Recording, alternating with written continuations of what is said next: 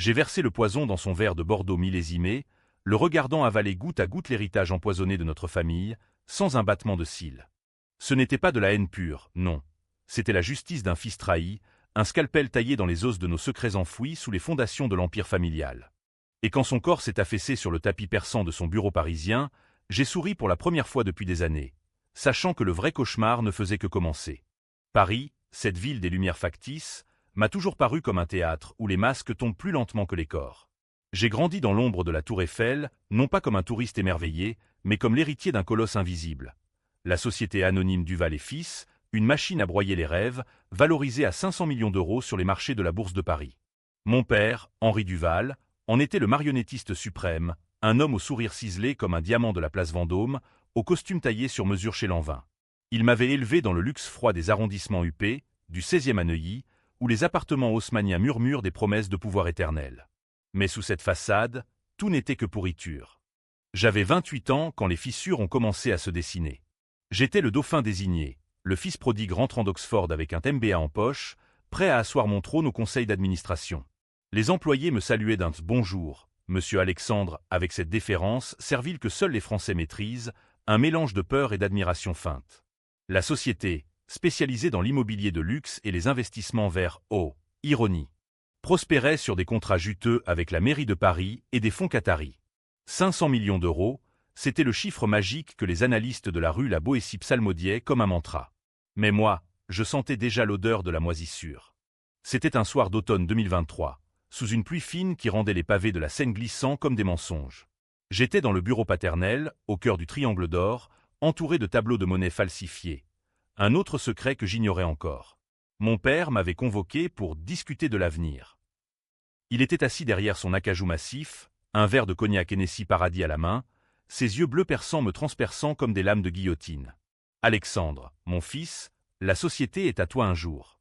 Mais souviens-toi, le pouvoir n'est pas donné, il est pris. » Ces mots résonnaient avec cette intonation lyrique qu'il affectionnait, un écho de Molière revisité par un capitaliste vorace. Ce soir-là, il m'a remis un dossier. Des chiffres, des projections, des avenirs radieux. Mais en feuilletant les pages, j'ai vu l'anomalie. Un transfert de 50 millions d'euros vers une société écran aux îles Caïmans, signé de sa main. C'est pour la diversification, fiston. Les verts, c'est l'avenir, mais il faut graisser les roues. J'ai ri, nerveux, pensant à une blague de vieux renard. Il n'a pas ri. Au lieu de cela, il a sorti une photo jaunie, celle d'une femme aux cheveux châtains, aux yeux verts comme la Loire en crue. Ta mère, Alexandre. Elle est morte pour ça.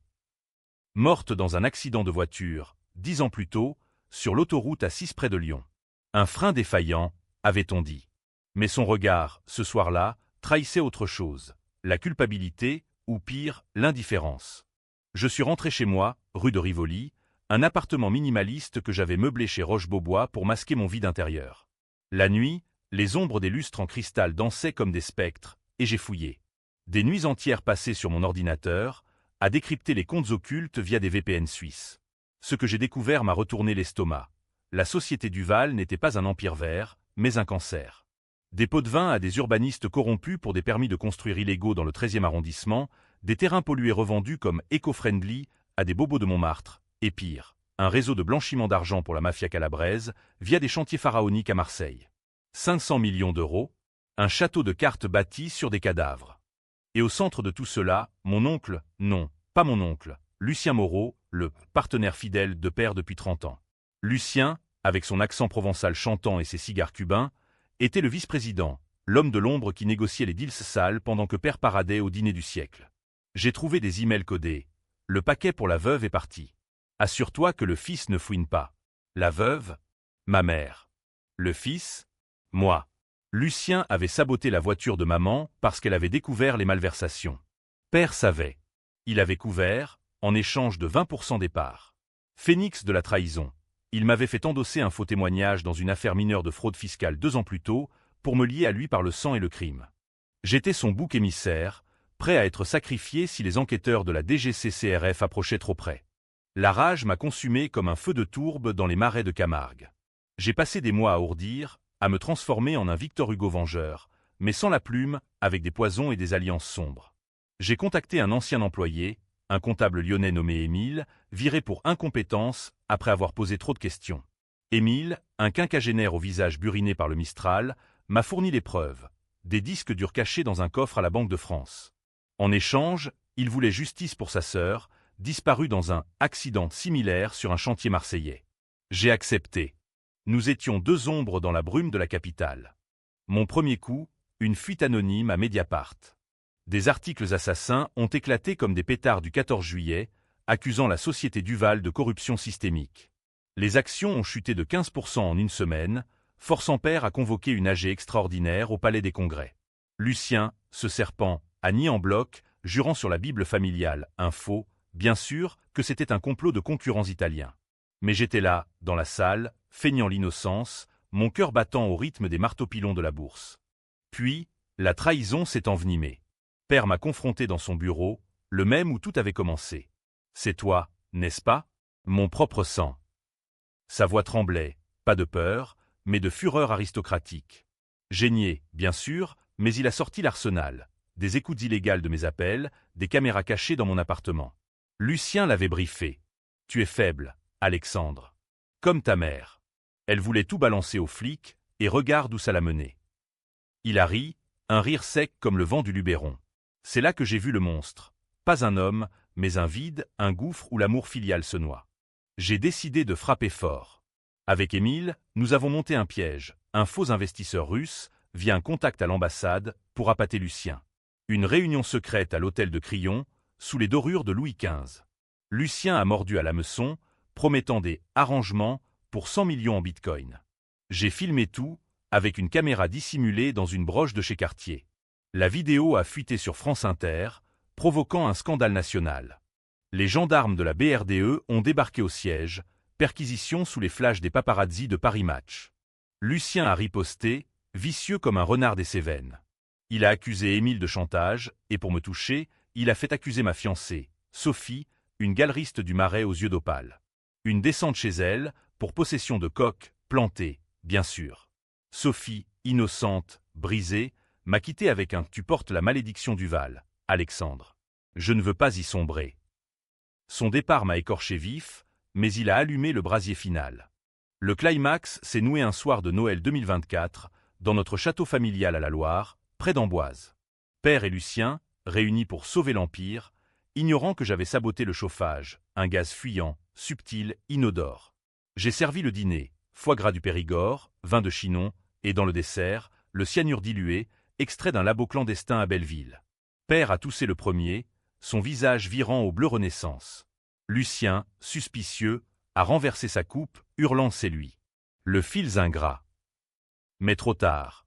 Le poison courait dans leurs veines comme la Vienne en furie. J'ai regardé Père agoniser, ses yeux implorants non pas pardon, mais compréhension. « Pourquoi, fiston ?» a-t-il murmuré. J'ai répondu « Parce que tu m'as fait ton complice dans le meurtre de maman. Et pour Sophie. Pour tous les fantômes que tu as enterrés sous nos millions. » Lucien, lui, a ri une dernière fois. « Tu es comme nous, gamin. Un Duval. » Ces mots m'ont glacé. Était-ce vrai? Avais-je hérité de leur venin? Les sirènes ont hurlé dans la nuit tourangeelle, mais j'avais tout prévu. Des faux alibis, un vol pour Genève sous un nom d'emprunt. La société s'est effondrée, rachetée par des vautours chinois pour une bouchée de pain. J'ai fui à Marseille, ville des contrebandiers, où l'air salin efface les traces. Mais le twist, le twist qui hante encore mes nuits phocéennes.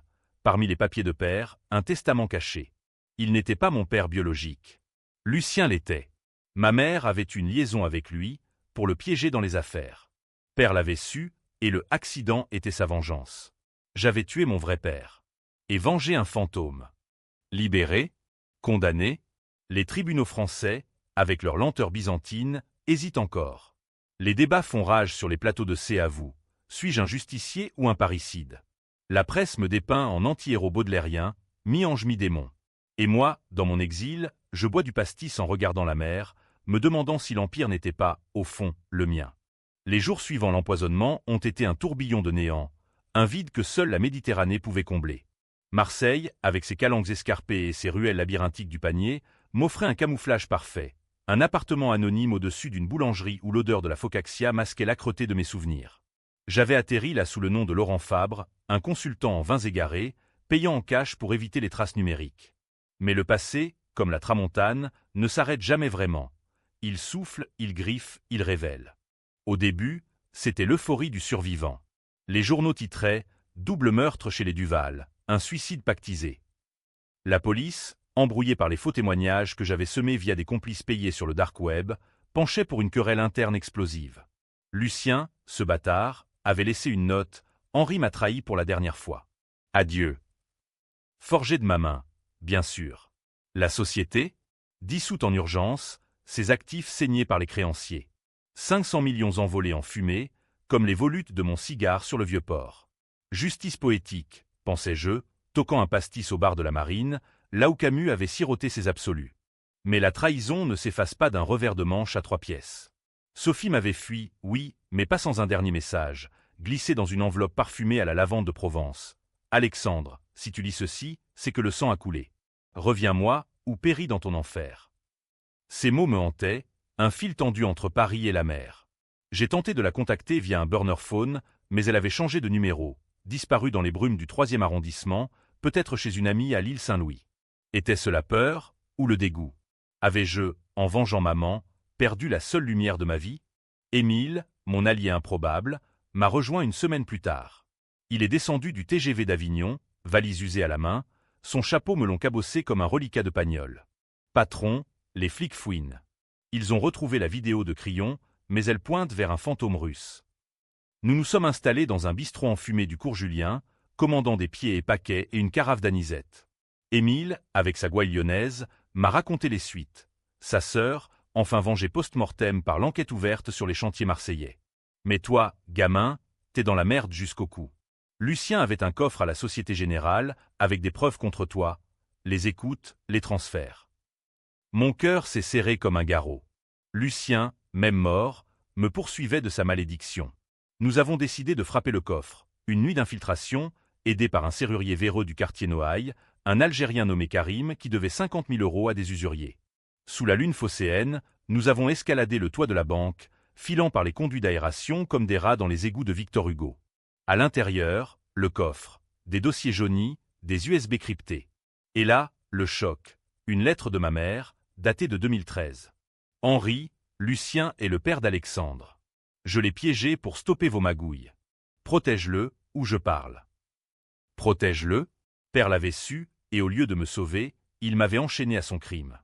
La révélation m'a plié en deux, vomissant sur le marbre froid de la salle des coffres. Émile m'a traîné dehors, dans la nuit salée. C'est pas le moment de craquer, fiston. On brûle tout. Nous l'avons fait, dans une ruelle derrière la Major, les flammes dansant comme des diables au sabbat. Mais une copie subsistait, j'en étais sûr, Lucien était trop rusé pour ne pas avoir un double.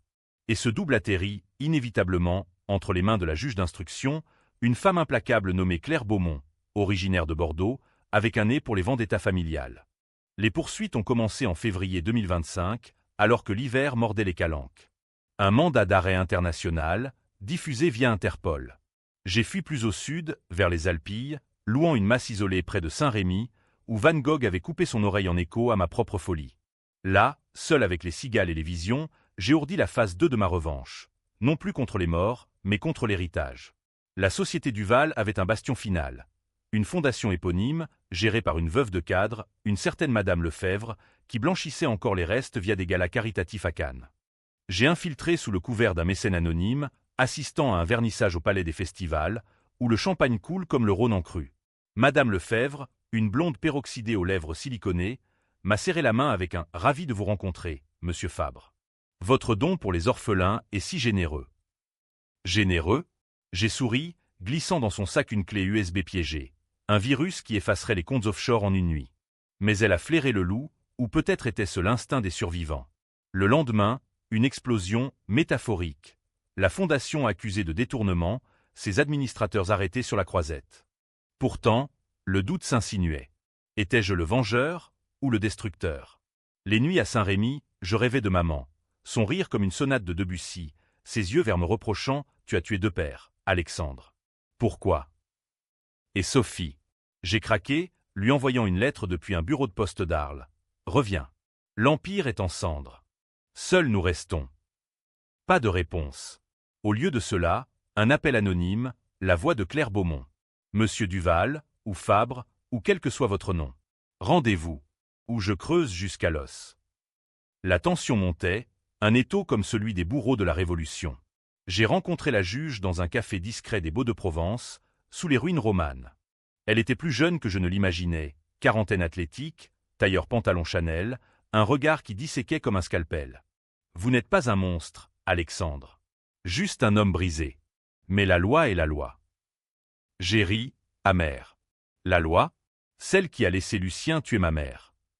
Elle a posé sa tasse, révélant l'anneau, une alliance. Et si je vous disais que votre père, le vrai, avait un plan pour vous sauver? Lucien voulait vous éliminer, comme elle. Henri l'a stoppé. Le twist mineur m'a sonné. Père m'avait protégé, à sa façon tordue, en me faisant endosser de petites fautes pour me rendre intouchable. Un parrain mafieux protégeant son filleul par le baptême du feu. Mais trop tard pour le pardon. Beaumont m'offrait un deal, témoignage contre les restes du réseau, en échange d'une peine réduite. J'ai refusé. La vengeance n'est pas négociable, madame la juge. Elle a haussé les épaules, provençale fataliste. Alors, courez. Mais la France est petite. De retour à Marseille, Émile m'attendait avec de mauvaises nouvelles. Karim, le serrurier, avait craqué sous la pression, balançant nos noms. Les flics bouclaient la ville. Nous avons fui en bateau, vers les îles du Frioul, où le Mistral hurle des vérités nues. Là, sur un rocher battu par les vagues, Émile m'a confessé « J'ai une fille, à Lyon. Si je tombe, protège-la. » Fraternité des damnés. Mais au fond, je sentais le piège se refermer. Lucien, de sa tombe, riait encore. Les îles du Frioul, ces pitons rocheux face à Marseille, étaient un purgatoire idéal, isolé, battu par le sirocco, invisible aux drones des hélicos de la PJ. Nous nous sommes terrés dans une cabane de pêcheurs abandonnés, puant le sel et la sardine séchée, survivant sur du pain rassis et du vin en cubis volé à un cargo. Émile, avec son pragmatisme de terroir, avait bricolé un générateur solaire, pas de traces, patron, et nous passions les nuits à écouter la radio pirate, guettant les flash infos sur l'affaire Duval, le fils en cavale. La France entière débattait, un cirque médiatique digne des États généraux revisités par Netflix. Sur BFM, des experts en costard-cravate disséquaient « Est-ce justice ou folie? Duval Junior, un Zola moderne ou un serial killer en herbe ?» Les réseaux sociaux bouillonnaient, Vengeance Duval trending avec des mèmes de moi en cape de super vilain, photoshopés sur fond de Louvre en flammes. Certains me voyaient en héros anti-système, un Robin des bois des banlieues grises. D'autres, en parricide monstrueux, un Édipe inversé. Moi, je sirotais mon vin tiède, me demandant si le vrai crime n'était pas d'avoir cru en la famille. Sophie refit surface, comme un fantôme de la Belle de Mai. Un matin, un Zodiac loufoque accosta, piloté par un pêcheur à la mine patibulaire, un contact d'Émile. À bord, elle, cheveux courts maintenant, un tatouage frais sur l'épaule, liberté en cursive. Ses yeux, ses opales, brillaient de larmes contenues. Alexandre, tu es un idiot. J'ai vu Beaumont. Elle sait pour la lettre de ta mère. Nous nous sommes enlacés sur le pont glissant, le sel piquant nos plaies. Sophie, ma Sophie, n'avait pas fui par peur, mais pour enquêter. Avec l'aide d'un avocat du barreau de Paris, elle avait exhumé des preuves sur Lucien. Il n'était pas que ton père biologique. Il était un indicateur pour la DGSE, vendant des infos sur les Calabrais pour couvrir nos péchés familiaux. Le choc fut comme un raz-de-marée. Lucien, mon géniteur, un espion double? Cela expliquait les lames de rasoir dans ses sourires, les voyages mystérieux à Nice pour affaires. Père Henri l'avait toléré, puis utilisé, jusqu'à ce que la dette de sang les lie dans la tombe. Sophie m'embrassa, sa bouche goûtant le désespoir et l'espoir. Rends-toi, mon amour. On peut plaider la légitime défense morale. La France adore les tragédies. Mais la vengeance, cette garce jalouse, ne tolère pas les demi-mesures. J'ai refusé, bien sûr. Au lieu de cela, nous avons ourdi le coup final, exposé le réseau DGSE Lucien, ce serpent lové au cœur de l'État. Émile avait un contact, un journaliste déchu de Libération, exilé à Aix pour avoir trop fouiné. Nous l'avons rencontré dans une arrière-salle du marché de la Valentine, entouré d'odeurs d'épices et de trahison. Le journaliste, un maigrelet nommé Paul, aux lunettes fêlées, nous a promis « Si c'est vrai, c'est le Watergate français. Mais vous crevez pour ça. » Les preuves affluaient. Des emails DGSE piratés par Émile via un hacker berbère de Belleville, des enregistrements de Lucien négociant avec des officiers à l'Élysée. Le scandale éclata comme une bulle de savon noir. Un leak massif sur Wikileaks, relayé par Le Monde. Titre à la une, espionnage et corruption, les Duval, pantins de l'ombre. La présidence vacilla, des têtes tombèrent, métaphoriquement, du moins.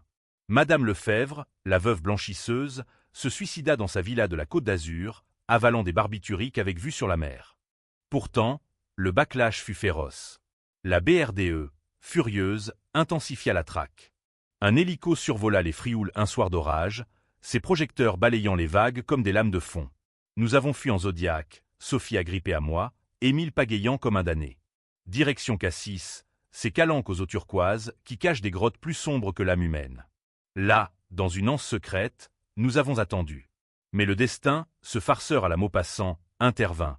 Un bateau de la douane nous intercepta, phares aveuglants, sirènes hurlantes. La capture fut brutale. Menotté sur le pont mouillé, face à Beaumont qui débarqua en hélico, je crachai. Vous avez gagné, mais le système pourrit encore. Elle sourit, presque tendre. Non, Duval. C'est vous qui gagnez. Vos leaks ont forcé une commission d'enquête parlementaire. Lucien est grillé, post-mortem. Sophie, arrêtée avec moi, murmura « On s'en sortira. Ensemble. » Émile, lui, fut emmené séparément, son sort incertain. Le procès s'ouvrit en mai 2025, au palais de justice de Paris, sous un ciel de plomb qui pleurait les péchés de la nation. La salle d'audience, avec ses boiseries Renaissance et ses portraits de juges poudrés, puait l'hypocrisie. J'étais l'accusé star, flanqué d'avocats en robe noire qui plaidaient la passion vengeresse, invoquant Balzac et les codes pénaux oubliés. Les témoins défilèrent, des employés terrifiés, jurant sur la Bible que j'étais un bon patron, des experts en toxicologie disséquant le cyanure comme un mets gastronomique, et Sophie, mon ange accusateur, témoignant de ma descente aux enfers. Le clou, la révélation du testament. Produit par Beaumont elle-même, il nommait Lucien mon père et Henri mon protecteur. La salle explosa en murmures, flash crépitant comme des mitraillettes. Twist shakespearien, titra Le Figaro. Les jurés, ces bourgeois de province en costume bon marché, hésitaient, condamnation à perpétuité ou indulgence pour un fils brisé. Les débats divisèrent la France, manifestation pro-Duval à Bastille, pétition contre Lyon. Étais-je victime ou bourreau? La presse, avide, me dépeignait en martyr laïque, un Sisyphe me roulant son rocher de mensonges. Au milieu du chaos, un coup de théâtre mineur. Émile s'évada, aidé par sa fille et des syndicalistes marseillais. Un mot glissé en cellule, liberté pour tous, patron. Son geste me toucha, un baume sur mes chaînes. Le procès traînait comme un cortège funèbre sous la pluie normande, chaque jour un supplice de gouttes interminables. La cour, ce théâtre solennel où les passions se parent de latin et de jurisprudence, m'avait transformé en pantin, menottes au poignet, costume gris carven prêté par l'avocat, regard fixe sur les vitraux qui filtraient la lumière en teinte de repentance. Sophie assistait à chaque audience, assise au premier rang, son profil un roc contre les vagues de regards accusateurs. Nos yeux se croisaient, un fil ténu de nous dans l'océan de eux. Les procureurs, menés par un émissaire du parquet national financier, un certain maître Roux, un corbeau au bec crochu, dépeignaient un portrait dantesque. Alexandre Duval, héritier déchu, a orchestré un double homicide pour usurper un empire illicite. Poison dans le vin, fuite calomnieuse, une vengeance qui pue le soufre. Il projetait des slides, analyse toxicologique, timeline de mes voyages, même une reconstitution 3D du dîner fatal à Amboise, avec des avatars de Père et Lucien s'effondrant en pixels sanglants. Le public, ces voyeurs masqués par des masques Covid résiduels, haletait. Mon avocat, une avocate plutôt, Élise Moreau, ironie du nom, une bretonne au verbe acéré comme une lame de sabre, contre-attaquait avec fureur. Messieurs, ce n'est pas un procès, c'est une tragédie grecque. Duval a été trahi par le sang même qui coule en lui. Son père biologique, Lucien Moreau, un espion véreux. L'autre, Henri, un complice muet. Alexandre n'a pas tué, il a libéré. Elle invoquait l'article 122 à 7 du Code pénal, l'état de nécessité, peignant ma rage en bouclier légitime. Les jurés, 7 citoyens ordinaires, un prof de banlieue, une caissière de Monoprix, un retraité de la SNCF, prenaient des notes, leur visage des masques de Dubuffet, impassibles mais fissurés. Les témoins étaient un carnaval de spectres. D'abord, un ex-DGSE anonyme, voix déformée en direct, admettant « Moreau nous fournissait des infos sur les mafias, en échange d'immunité pour Duval et compagnie. » Mais quand la veuve, Madame Duval, a menacé de tout révéler, il a paniqué. Paniqué? Un euphémisme pour meurtre. Puis, Madame Lefebvre, non pas morte mais vivante, extraite de sa villa sous escorte. J'ignorais tout. C'était pour les orphelins. Son témoignage larmoyant fit rire la salle. Hypocrisie française, en somme. Mais le moment pivotal fut le mien. La barre des accusés, où je dus confesser en direct, sous les feux des caméras de France 2. J'ai versé le poison, oui. Pas par haine gratuite, mais parce que chaque gorgée qu'ils avalaient était un mensonge de plus avalé par notre nation. 500 millions bâtis sur des tombes. Ma mère, la sœur d'Émile, des ouvriers écrasés sous les décombres de Marseille. J'égane Titaillache. Pardon, j'ai porté le poids à leur place.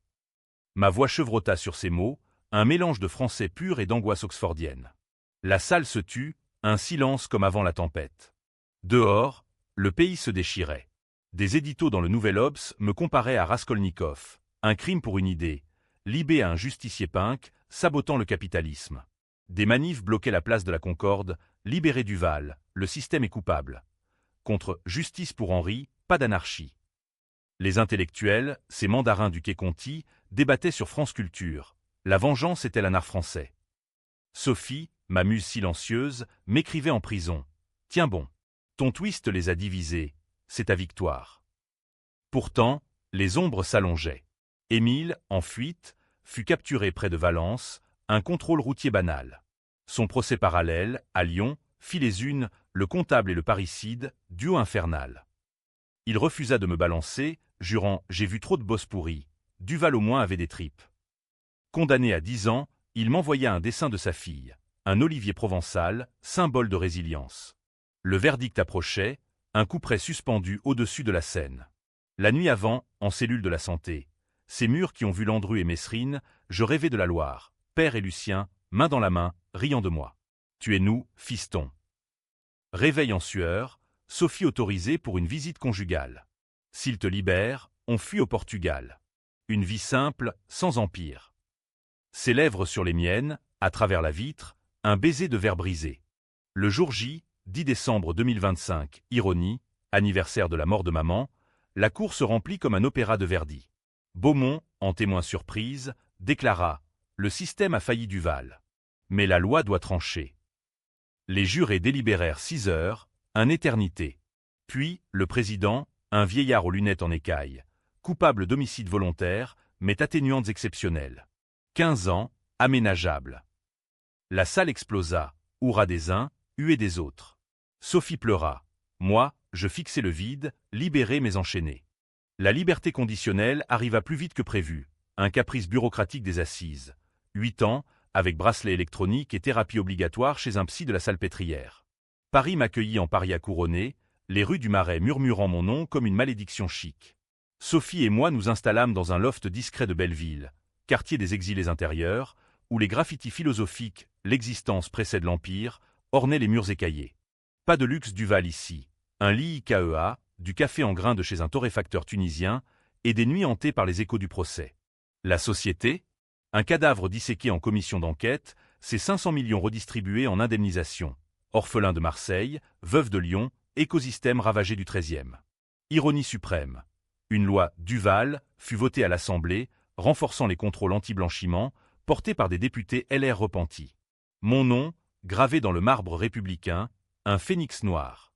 Les médias, affamés, me traquaient, interview refusée, mais un docu Netflix en gestation, L'Empire empoisonné, où je serais le narrateur maudit. Émile sortit après 2 ans, grâce à un appel en grâce. Sa fille, étudiante en droit à la Sorbonne, avait milité comme une furie. Nous nous revîmes au MUSEM, musée des civilisations migrantes, face à la mer qui avait failli nous engloutir. Patron, t'as gagné la guerre, mais perdu la paix. Son étreinte, rude comme un câlin de mineur, valait tous les millions. Il rentra à Lyon, ouvrant un petit cabinet comptable honnête, loin des ombres. Mais le vrai twist, celui qui ronge encore, surgit des limbes. 1 an après ma sortie, une lettre anonyme, ADN confirmant Lucien comme père, mais avec une note scribouillée. Ta mère t'a conçu pour détruire l'Empire. Elle était une agente, comme lui. Double jeu jusqu'au bout. Maman, espionne, piégeant Lucien pour la DGSE, puis menacée par les deux, la révélation me fracassa. J'étais le fruit d'une vengeance antérieure, un pion dans un échiquier plus vaste. Étais-je libre ou condamné à boucler la boucle? Sophie, enceinte désormais, un Duval sans tache, me serra dans la nuit, peu importe le sang. C'est nous qui écrivons la suite. Nous marchâmes le long de la corniche, vent salin fouettant nos visages, discutant d'un départ pour le Québec, terre de silence enneigé. Mais la France, cette amante possessive, ne lâche pas facilement. Beaumont m'invita à dîner, rue de Grenelle, vous avez nettoyé une plaie. Mais d'autres suppurent. Conversation d'âme damnée, sur le vin et la rédemption. Aujourd'hui, à 30 ans, je suis un fantôme productif, consultant freelance en éthique des affaires, ironie, écrivant un livre, Mensonges d'Empire, qui cartonne chez Gallimard. Les débats persistent, héros ou vilains. Sur X, les trades s'enflamment, divisant amis et ennemis. Kết thúc có hậu, bi kịch. Peut-être les deux, comme un opéra français, rideau sur des applaudissements mitigés. Et si je verse un verre ce soir, c'est du Bordeaux ordinaire, sans poison. Mais le goût de la trahison persiste, éternel comme la Seine.